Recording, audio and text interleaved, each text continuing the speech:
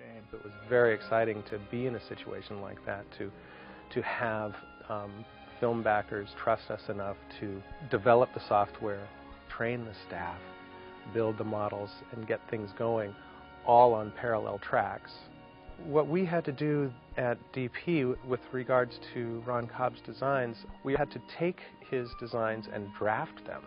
Ron had some extraordinary talents that were very important. One matter had to do with the creation of the design of the Gunstar ship, and in order to make a 3D database of that design, Ron had to draw. He was able to do this freehand, front and side and top and bottom views of the ship, as if he was actually making mechanical engineering drawings for its actual manufacture as a real thing, and he was able to do that.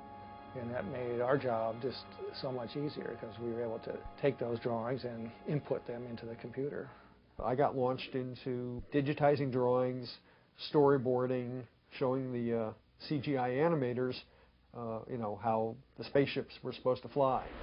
Knowing something about aircraft motions pretty well translates into spacecraft motions. The Gunstar was a remarkable machine. Ron had figured out every little nut and bolt on it. I was very happy to see a working spacecraft with real thrusters and obeying real spacecraft motions.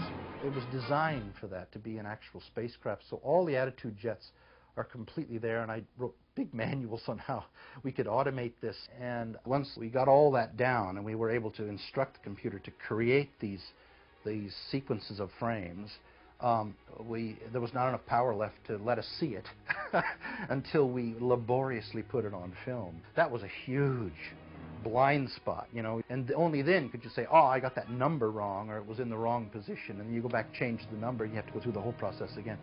We went from that to where we had instant playback, at least in a vector form, a kind of wireframe form. We could keyframe or position things and have the computer animate for us, and then we could alter the animation. And we ultimately had tremendous little handles on all the rotations and translation coordinates of any object, as well as the object itself. So at the end, we were able to just, as I say, almost use it like a word processor. We could just make scenes and see them instantly and correct them, see them instantly and correct them again, see them instantly, correct them again, see them instantly, one more correction, see them instantly, and got it. But you have to have that loop.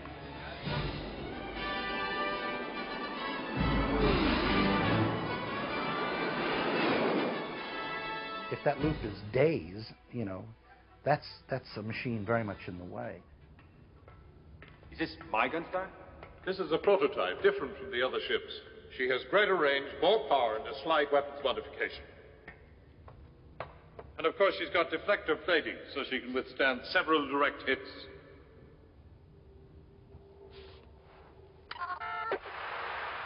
From here, this is where I navigate the ship, maintain life support and propulsion systems.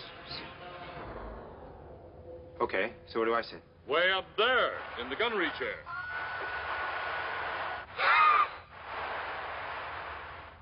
Grasp the target control with your right hand. At your fingers is the weaponry. The lasers, photon bolts, and the particle beams. Hey, wait a minute, this is just like back home.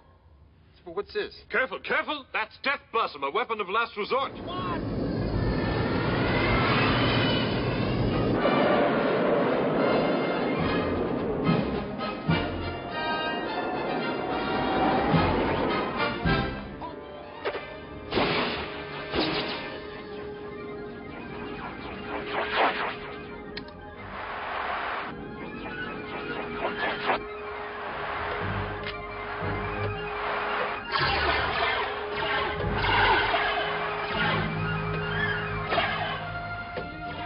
Steady. Don't fight the chair. Take your time. Watch your gun sights. Lead your targets. And above all, relax! Terrific. I'm about to get killed a million miles from nowhere with a gung-ho iguana who tells me to relax.